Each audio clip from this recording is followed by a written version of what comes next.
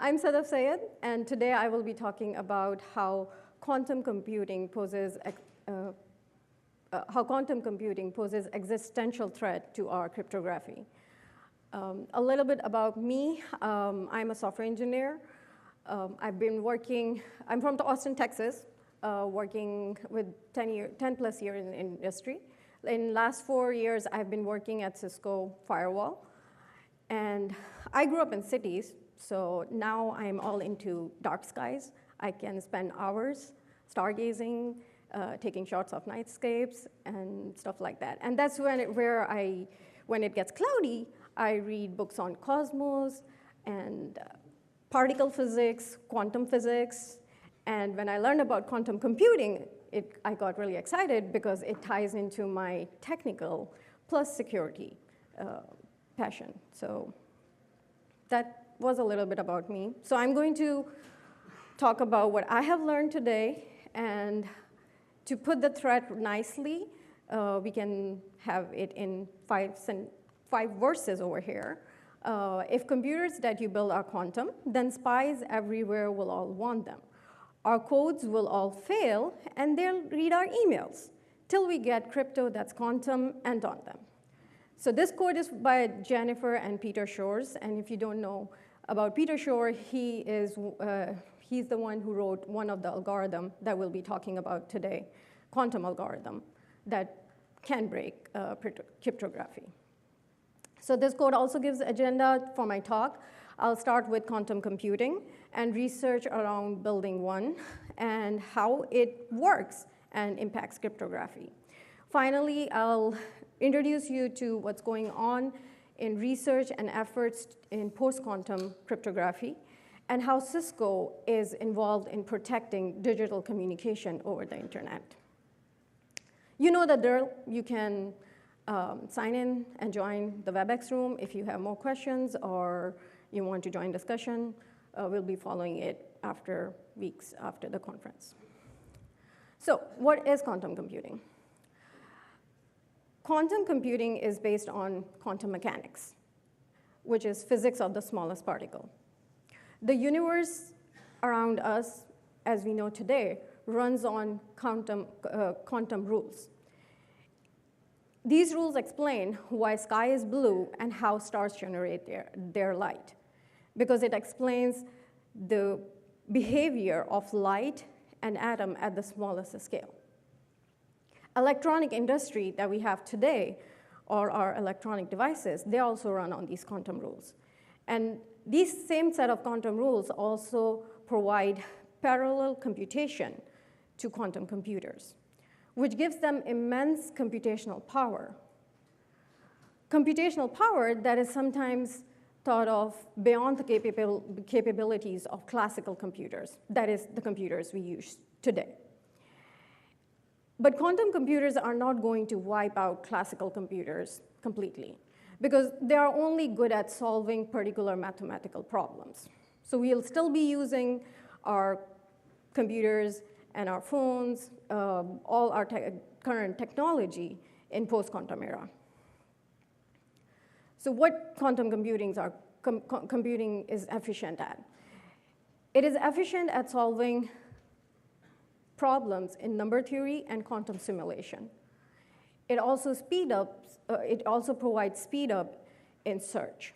And we are going to go through number theory and searching in more detail. So how does this become a threat to cryptography? With this huge leap forward in computational power, if and when a large quantum computer is built, they will render many of our current public schemes insecure. In contrast, symmetric cryptography and hashes are secure, but only when larger key sizes are used, which is not that difficult, but more severe threat is to public key cryptography. So why do we care about this? We care about this because encryption is everywhere. The moment you get on internet, your digital information is exposed. And it can be in variety of formats, from consumer level to enterprise level. Think of what happens when a TLS client talks to a server. It uses public key infrastructure to establish the traffic encryption keys. So if that is cracked, the hacker can watch the whole traffic. So any large-scale quantum computer would therefore compromise the confidentiality and integrity of digital communication and information on the internet. So how do we protect ourselves? The first defense or first argument is that quantum computers are not ready today. And that's true. They only exist mostly in research. Moreover, quantum state is extremely fragile. Any interaction of quantum state with its surrounding environment, like slightest change in temperature or vibration, could cause the quantum state to decay. So it's very difficult to measure a quantum state. And also, once you measure it, you have to reset and start the system again. So that brings us to our next argument, where it is argued that quantum computers won't be able to crack encryption instantly. To overcome these challenges in order to measure the quantum state, currently in research, IBM and Google, the companies like that, they are using super cool refrigerators to measure these states. And sometimes these refrigerators run at temperatures deeper than cold space. And another approach that's used is to trap atoms in individual vacuum chambers. So you can isolate them from their environment and measure the quantum state. And with the increase in all the research around quantum computer and to be able to somewhat reliably measure quantum bits, there has been an increase in investment for quantum computing research, both in industry and among the nations around the globe. And I'll give you a preview of some of the countries which are involved in quantum computing or investing in quantum computing research. So EU announced 132 million euro for its quantum flagship initiative last year. This initiative will focus on developing new kinds of quantum sensors, communications, and computers. China also achieved 18-qubit entanglement last year. Japan already has a prototype quantum computer since 2017, and it also set aside $361 million in research for next decade to build a quantum computer. Canada has been in quantum race for around 15 years. They already have quantum computers that they are trying to commercialize. And some of these quantum computers are used by Google and NASA for research purposes. US passed a national bill, National Quantum Initiative Act, last year. And this act is going to provide $1.2 billion in quantum research. As far as the industry goes, they are also working on building or figuring out how to build a quantum computer. Google is working on a 72-qubit chip. IBM already has a 20-qubit prototype system Q that is available as a cloud service. Additionally, Google is also working with NASA to prove quantum supremacy. And quantum supremacy is all about proving that quantum computers can solve certain problems faster than conventional or classical computers. But all of this research that I told you about is mostly exists as prototypes and at very small scale. But it still proves the physics around quantum computing. So now it is considered an engineering challenge only to build a quantum computer. And some experts predict that it will take around 10 to 20 years to build a large-scale quantum computer. National Institute of Standards and Technology estimates that quantum computers will cause complete breakage of existing public key infrastructure by 2029. And these are all just estimates based on how the research is going forward. if you are familiar, it has taken almost 20 years to deploy the current public key infrastructure that we are using for our digital security. And it will take significant amount of time and cost to migrate that public infrastructure to its quantum-resistant algorithms. And that's why rather we can predict when a large quantum computer will become a reality, we must need to research and figure out quantum-resistant algorithms so we can protect our current information. Because as I said, that it's not like everyone will have quantum computers. We'll still be using our classical and conventional systems. So they need to be secure against a quantum computer. And in order to understand how to protect ourselves, we need to understand how the threat works and what it's going to break. And for that, I'll have to now switch into a little bit of quantum physics. And unfortunately, it won't be as exciting as what you saw in Avengers, but it will still be not as boring as your college physics course. So in classical physics, objects exist in a specific place at a specific time. However, in quantum physics, you can never know both where the object is and in which direction it's going, because quantum physics works with probabilities rather than certainties. So for you to predict what's going to happen, it will give you probabilities that probably this object can be at this position at this time. So let's apply this to computing. You all are already familiar, very technical folks, that classical bits work on ones and zeros. It's either on or off. However, quantum bits, or qubits for short, they can have multiple states at the same time. I'll try my best to explain how this happens. Think of a sphere, and imagine if 1 represents the North Pole and 0 represents the South Pole, then all other points on that location points on that sphere will represent a quantum blend of 1 and 0. And this property of qubit to exist in multiple states at a time is called qubit superposition. It runs counteractive to our common sense understanding of physics around us. That's the physics that we learn at college level. They don't teach quantum physics.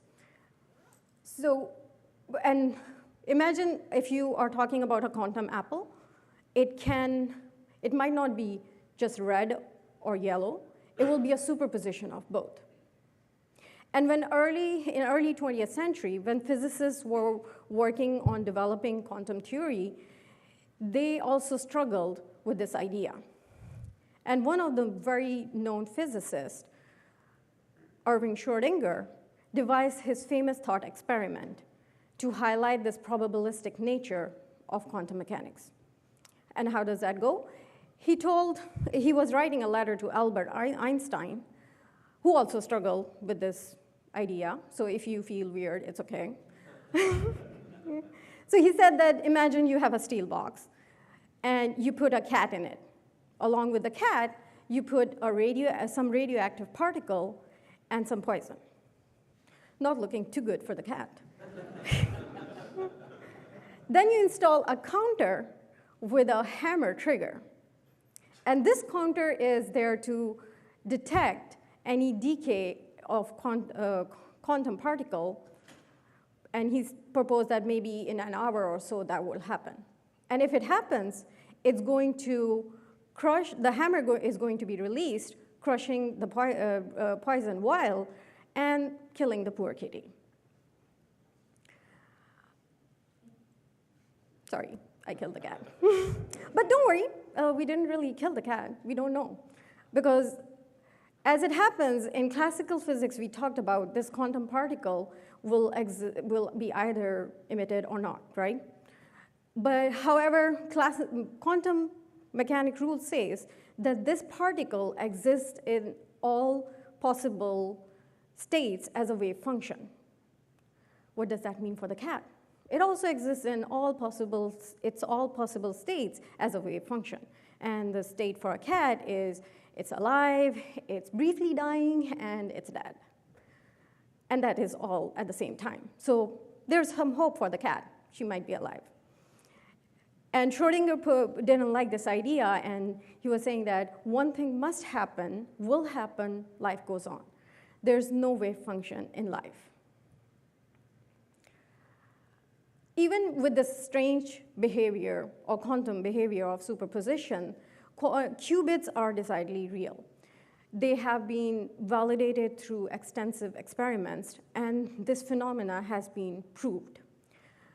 And it can be represented by this equation where alpha and beta are complex numbers representing probabilities. So you can think of a state of a qubit as a vector in a two-dimensional vector space. When we examine a classical bit, we can tell if it's 1 or 0. However, when we measure qubits, we cannot tell the values of alpha and beta. Because every time you measure a quantum state, it loses and it collapses either to 0 with probability of alpha squared or to 1 with a probability of beta squared. And naturally, alpha squared plus beta squared will always sum up to 1. And with this property of qubit existing in multiple states, quantum computers can crunch through vast possibilities of potential outcomes simultaneously, which is not possible with classical computers. Okay, so this is how I have been preparing my presentation for several months now. But something changed last week. And so everything I'm telling you today might be outdated tomorrow or might change. There's no guarantee. Why? Because quantum research is still going on. And there was a Yale study published in journal Nature on Monday, June 3rd, in which the Yale team found out that they can predict when an atom is about to make a quantum jump, that is, about to collapse into a certain value. And they had to just look for sudden absence of certain types of photons. And if you don't understand the physics, it's okay. The whole point is that they proved that there's more information present in the quantum system to figure out if the cat is alive or dead.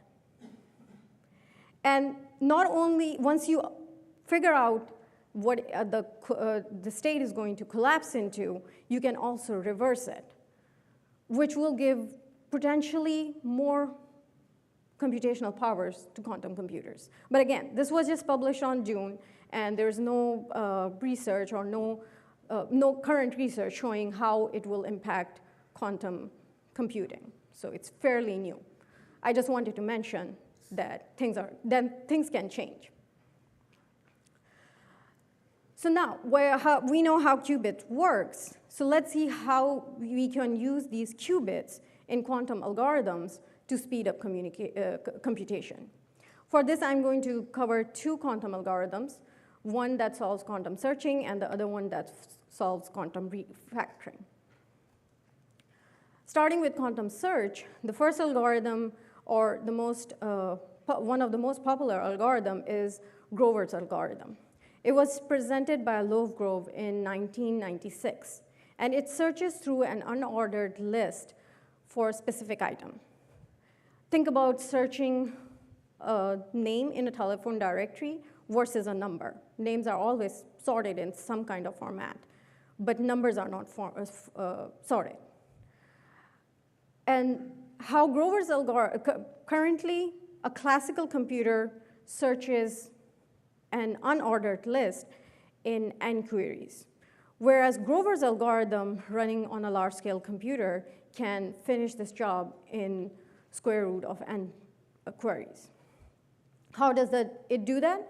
It uses the probabilistic approach to narrow down potential states of the system. So as the diagram shows, you'll see repeating squares, and I won't go into the whole detail, but what it's doing is that it's going to establish or start with qubits in a superposition state, and then it will conduct several rounds on those qubits. And what eventually will happen, that the desired condition will keep increasing as the algorithm progresses, and it will start narrowing down the selection. Finally, it will collapse into a one high probability result at the end. And then that result can be checked whether it's true or not. So this will speed up the search with this will give you quadratic speed up for searching an unordered list. So what does that mean for cryptography? Just a quick recap, that in symmetric cryptography, you have one key, which is used for encryption and decryption. If that key is cracked, you can figure out what was the information. And from current estimates, Grover's algorithm can halve the size of when cracking symmetric key. So AES 128-bit strength will be reduced to 64-bit. And to counteract the speed up, we need to move to larger key sizes. AES 256-bit is still considered secure in post-quantum era, and it will provide the security level of 128-bit as in classical computers. So what Cisco is doing as of today, for symmetric cryptography, Cisco is trying to move to 256-bit AES key, and especially this is used to encrypt the configuration bit stream of FPGA gates. Hashes are used to verify the integrity of software, and Cisco is also using SHA-512 of the SHA-2 family, which is considered to be post-quantum secure for many years to come. So that was not that bad. We have something to protect ourselves against. But the next one is quantum factoring. And quantum factoring can solve the problem of factoring, which is generally considered intractable for classical computers. Unlike multiplication, which is fast multiplying and adding, decomposing an integer into its prime factors appears to be very slow. And why are we talking about this? Because if you are familiar with public key cryptography, it involves two keys. One is public and one is private, and those keys are based on integer factorization or logarithms. So if you want to send me a message, you're going to use my public key to encrypt that message into some garble. And when I get that garble, I'm going to use my private key, which no one knows or no one should know, to get to the actual message. So if someone wants to crack the message, they will have to spend extremely long time with really powerful classical computers to find the factor. And why is that so? Because if you look at a three-digit number, 105, the factors are fairly simple, 3, 5, and 7. And any classical computer can solve this problem, right? But let's look at a 16-digit number. And again, yeah, the factors are starting, prime factors are starting from 2, but it goes all the way up to 1,300 and 131,000. And current best approach is to guess a prime number and then check if it is a prime. If it's not, you guess again, and you guess again, which becomes very slow, because imagine you start from 2 and you have to go all the way up to that number. And as the number of digits increases in the original number that you're trying to factor, the prime factors also increases. So imagine starting from small numbers from here for this one. And currently, The largest number that has been factored is 232-digit number. This was factored in 2009 by running 200 classical computers for 2 years. And yes, since 2009, computers have been faster, so probably this might take shorter or fairly faster as compared to 2009. But there's no record of anyone trying to beat this. And what does that mean? This factor can break RSA 768-bit. And this information is widely available if you try to factor RSA on Wikipedia. They have everything, and they show which one is broken and which one is not. So if you look at RSA 1024-bit, it will take around 1,000 times longer to crack. So factoring big numbers is not impossible for classical computers today. It's just that it takes extremely long time and really, really powerful classical computer, and which gives the security to our public key infrastructure. So how does quantum computing threaten this? And that's by Shor's algorithm. In 1994, Peter Shor proposed a quantum algorithm to decompose integers into its prime factors. And I tried to minimize the quantum with simple blocks so it doesn't get too technical. So remember, in classical computer, we make a guess, and then we check if it's a prime factor or not. So what Shor's algorithm does, that with superposition, it can calculate a bunch of possibilities for a single input together. So it will start with selecting a random small number, which doesn't share factors with the original number. And then it will use quantum superposition to perform modular exponentiation to find the period R. And finally, when you apply the inverse quantum Fourier transformation, it will give you a high probable answer. Then you can use that answer when just plain mathematical algorithms to figure out if it's a factor or not. If it's not, then you retry again. So the green box over there is the quantum part of Shor's algorithm, which will speed up the probability of picking a number, which is, or finding a number if it is prime or not. And eventually, what this all means is that Shor's algorithm can factor prime numbers for number n in a polynomial time, which we saw takes really, really long for classical computers to do. Here's the circuit diagram of what happens in that green block. You find, with a randomly guessed number, it starts with finding the order R, and this is more of mathematical stuff. So if you don't understand that, it's okay. But there's a slide if you want to go back and look into more details. So it will try to find order R such that a to the power x mod n, it will find that part, and then it will perform quantum Fourier transformation on that. What that will result is that when you get R, and you can check if that period order gives you factors or not. If it doesn't give you factors, then you go back and start the process again. But if it gives you factors, you can stop.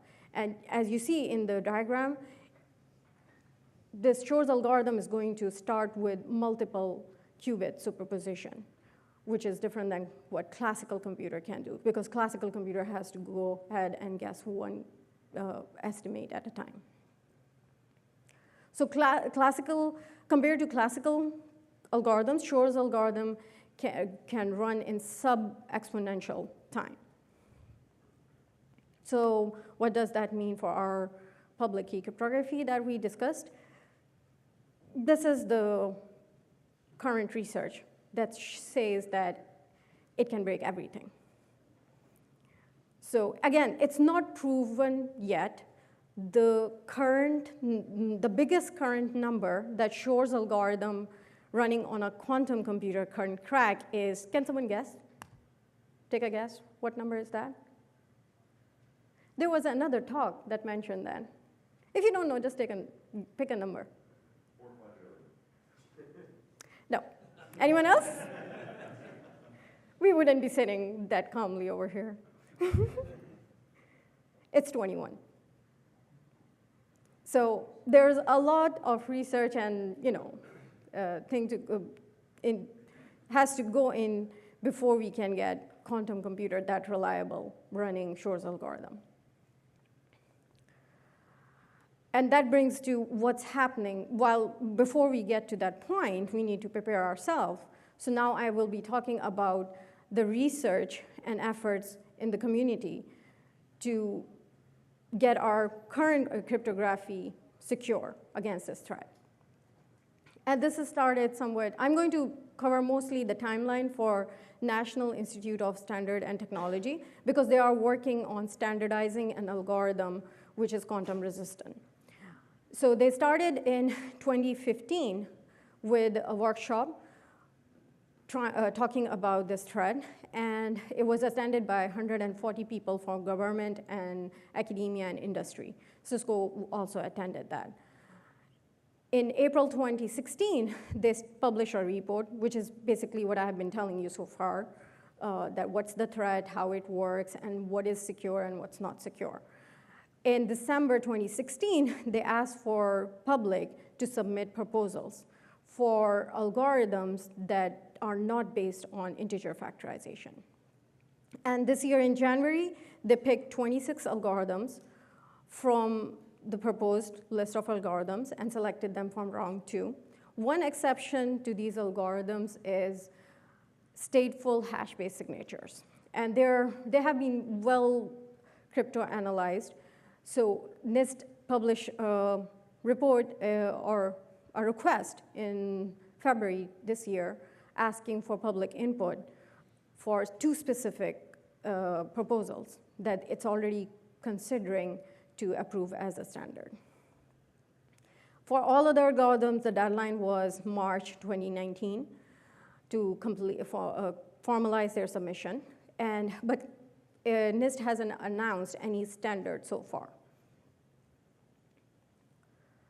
So most of the quantum algorithms that were proposed as part of this post-quantum standardization process can run on classical computer, and that's what NIST is trying to achieve.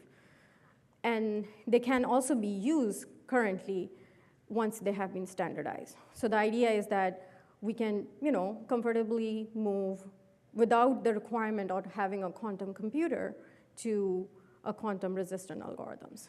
And that is possible. How? Because they are based on different math problems. There is multivariate-based algorithms, and their security depends on difficulty of solving systems of quadratic polynomials. Code-based algorithms, and they date back to 1978, and they haven't been broken since then.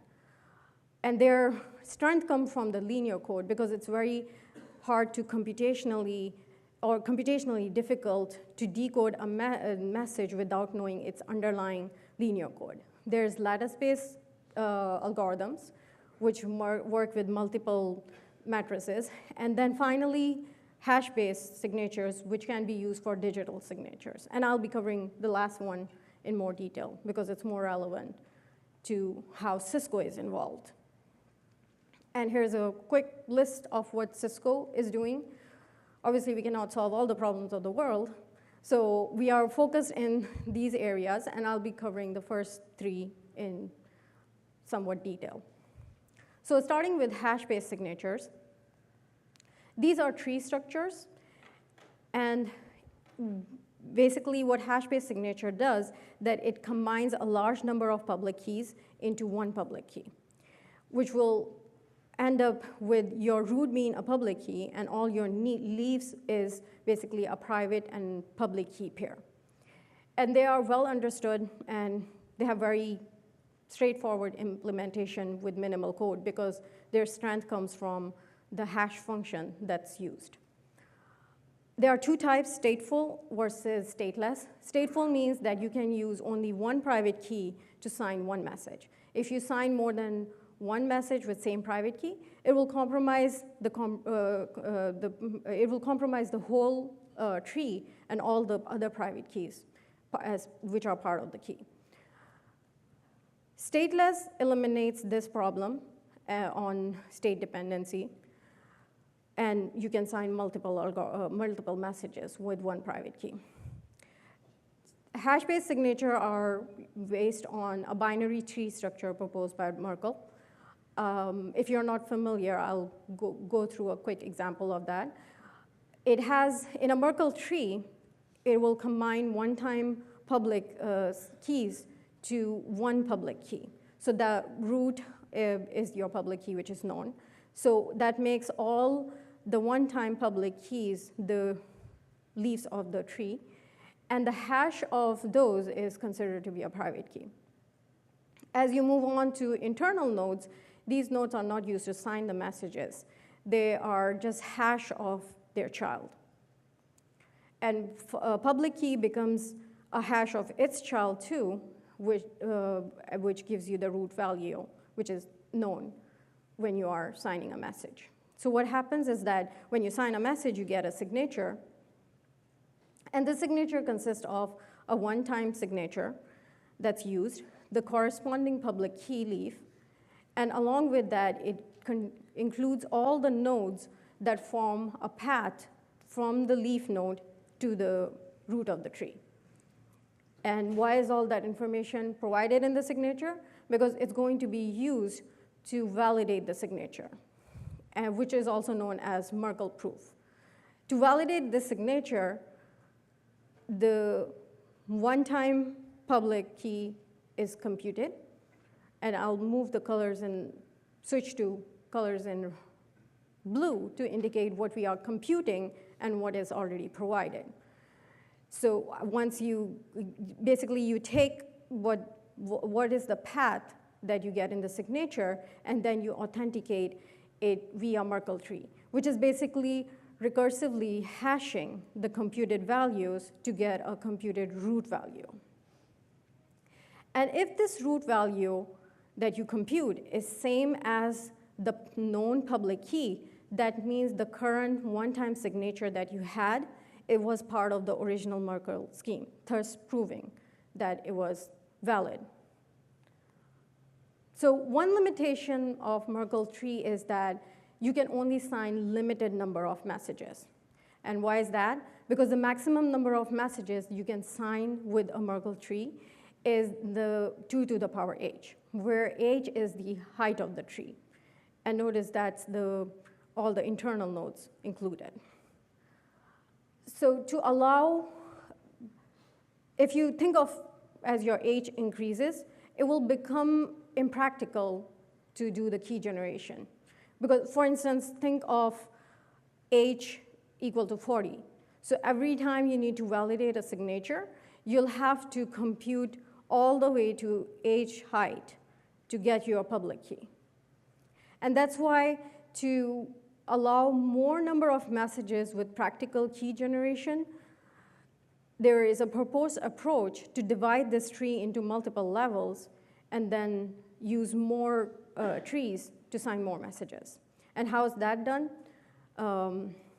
Basically, you will take all the root trees to sign, or the bottom level trees to sign the messages.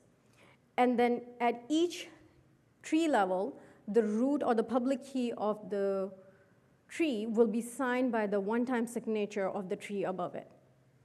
And this approach can increase the maximum number of messages signed to 2 to the power h1 plus h2 plus so on, where h1 and h2 are the heights for the trees.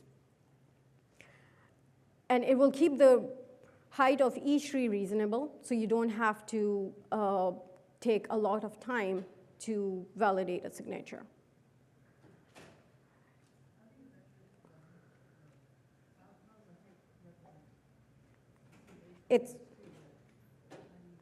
So each of these trees would look something like this.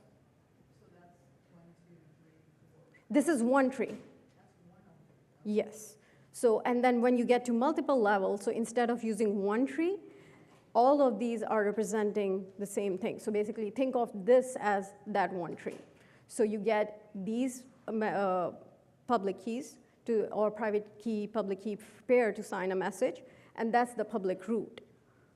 And then you have similar one of these. So you'll get more public key and private key pair messages. The math that you showed, though, it was 2 raised to the power of the height, and then wouldn't that be plus then another 2 raised to the power of height? Go back to your slide, please. Yeah. Yeah, 2 to the power h1. So you're adding the exponents, but not. Oh, yeah, sorry. Shouldn't that be 2 to the h1, then plus 2 to the h2? No, I don't think so. Well, I can check on that.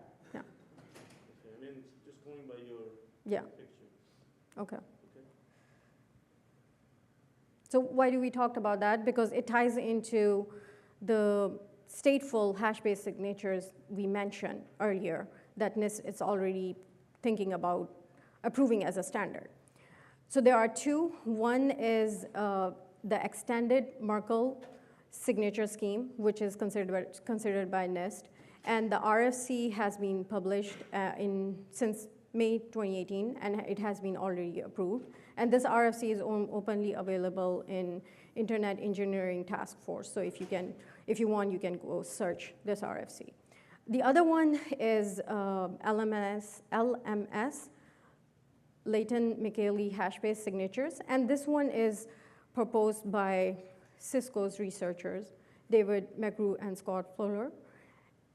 The RFC was just published last April 2019, and it's also going through the approval process. So NIST asked public opinion about these 2 algorithms, and one of them, or maybe both, might be approved as a standard for quantum-resistant digital signing schemes. So I'll go quickly. This is very similar to the Merkle tree that we talked about. So LMS is a quantum secure hash-based signature scheme, and it can sign potentially large number of signatures. It uses a scheme proposed by Layton and Michaeli as for the public key. And for the one-time signature, it uses winterized one-time signature and hash function. And the main strength is that hash function is collision resistant. And currently it supports only SHA-256, but there is potential support coming up for larger sizes. And it also offers a multiple level version where you can sign more messages, and that's known as hierarchical signature scheme. And this is an example of how, or symbolic representation of how an LMS signature looks for a node Q. It will contain the node leaf and type code indicating the LMS algorithm, and an array indicating the path. And as we saw in the other example, that if you are trying to compute a signature for a tree of height h for node Q equal to 2, then the path will start with the adjacent leaf node to the Q. Then the second level node will become the adjacent to the leaf node Q's parent. That's T5 in this case.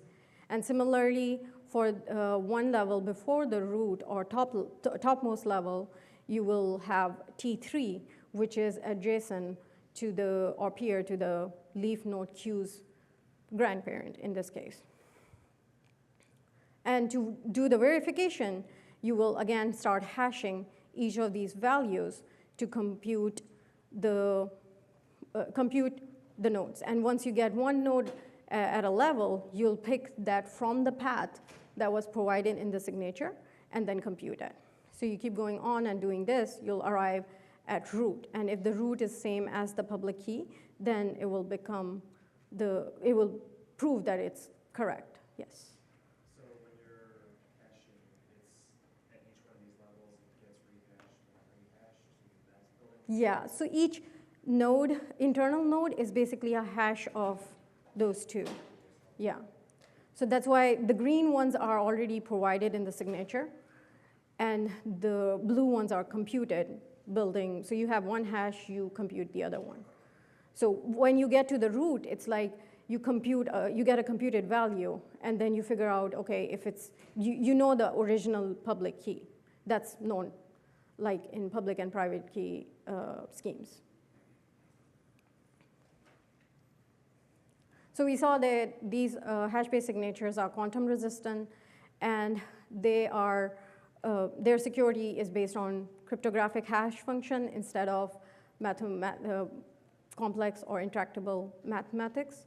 And that also reduces the complexity of the whole algorithm that's used. The next one is post-quantum security for Internet Key Exchange Protocol. Internet Key Exchange Protocol is used to achieve determination and distribution of secret keys for a VPN tunnel.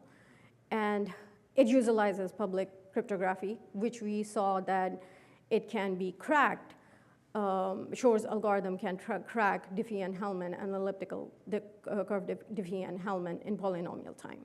Thus, it can compromise the security of Internet Key Exchange Protocol. Interestingly, the version 1 is considered to be quantum resistant, but that is only if it is used with strong pre-shared keys, which was not the original approach. But we cannot move to an obsolete algorithm protocol in order to protect our digital communication. So for this, Cisco researchers proposed adding a additional secret called pre-shared post-quantum key to the initiator and responder. So the idea is that this key will be based on symmetric cryptography, which is already known to be quantum resistant. And then each IKE pair will have this tuple where PPK gives you the post-quantum pre-shared key along with an identifier. So identifier will be used in the actual messages and request and response messages. And there is a flag, configurable flag, stating if it's mandatory or not to use the protocol. And the reason for this flag is to provide a fallback to the standard IKEv2 version. And why would we want to fall back? Because the idea is that when you start migrating your IKE peers, you can work them one by one, and until everyone is configured to post-quantum pre-shared key, you can keep it optional.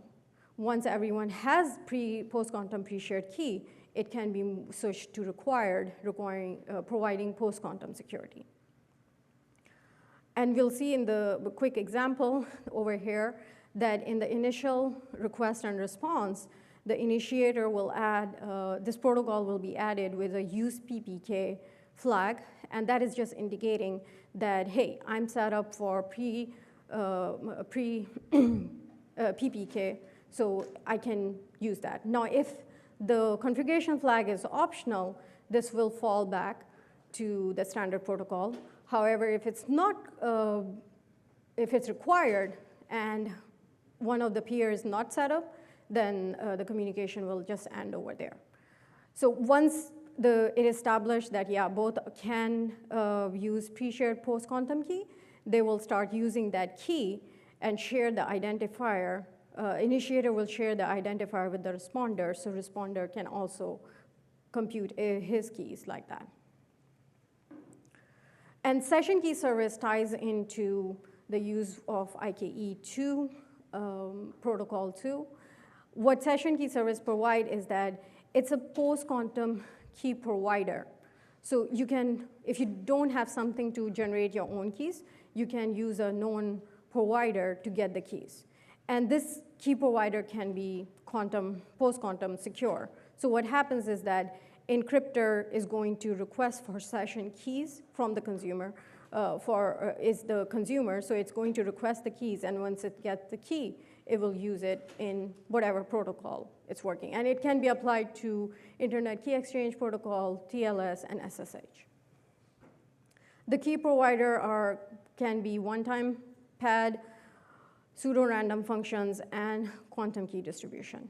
Now, quantum key distribution is a little bit different because it depends on quantum principles rather than our conventional or math problems. And the strength of this comes from the quantum property that we talked about, that if you try to measure a quantum state, it will collapse. So what quantum key distribution provides that first of all, it won't rely on algorithmic security. It will just work with quantum properties. And the second one is that you can use an insecure channel to communicate your key or establish your key, encryption keys, which is mostly through an optical fiber, because the key is, encryption key is going to be broken down into encoded quantum states, and those states will be transferred from, let's say, Alice to Bob. And the reason it is considered secure is that when Alice establishes these quantum states and transfers it to Bob, if someone is trying to eavesdrop, they'll have to measure these states. And once they measure these states and try to replicate back, it will still introduce some kind of change in those photon states, which will end up in errors when Bob will try to measure it. So Bob can securely tell that someone messed up with these quantum states. And here's an example of IKE2 protocol with the session key service. So in this one, the initiator and responder, when they have to use a post-quantum pre-shared key, they will talk to the session key service to obtain this key. And if both have access, they can do a quantum secure encryption. And that brings me to the conclusion. So we talked about how quantum physics principles provide the computational power to quantum computers. But remember, they are not going to solve all the problems of classical computers. So it cannot completely replace classical computers. Then we looked into individual algorithms which impact symmetric cryptography and public key encryption.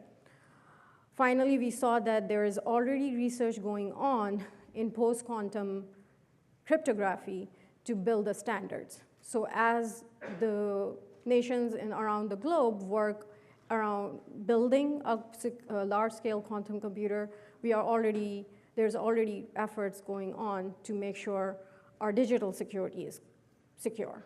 And Cisco is already involved in research, because at Cisco we take security very seriously. And finally, for you guys to know, it's just to make you aware that there might be a change coming to our cryptographic algorithms and protocols that we use for digital communication. It's not, right now we don't have any date or any proposed standard to use, but once this has been standardized, NIST will start probably talking about recommendations on how to move or when to move to these things. But for symmetric cryptography, it's just moving to larger key sizes, and that can be done without any standard for sure. So one last request I have, again, I thank you a lot for coming on the last day to my session, especially right before lunch. We have close to 5 minutes. So please, if you can take my survey, give me input on things I can improve, and if you really liked it, please give me a high rating so I can come and talk about stuff like that again. And there's still time to continue your education at our conference. And again, thank you.